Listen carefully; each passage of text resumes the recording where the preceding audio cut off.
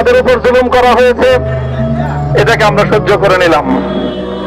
আমাদের ভাইদেরকে হত্যা করা হয়েছে, সেটাও সহ্য করে নিলাম। আমরা আমার সন্তানের লাশ কাঁধে তুলে নিয়েছি, সেটাকেও আমি হাসি মুখে বরণ করে নিলাম।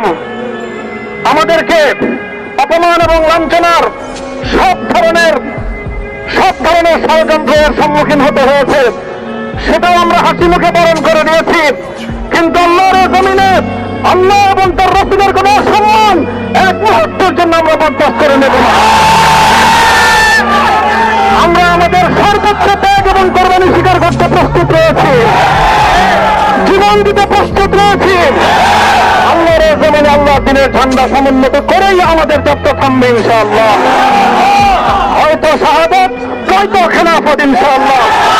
আল্লাহর জমিনে খেলাফত প্রতিষ্ঠার যে আওয়াজ পৃথিবীর দিকে দিকে উচ্চারিত হচ্ছে, সে আওয়াজ বাংলার জমিনে খেলাফতের এই আন্দোলনকে চূড়ান্ত গন্তব্যে পৌঁছাবে ইনশাআল্লাহ।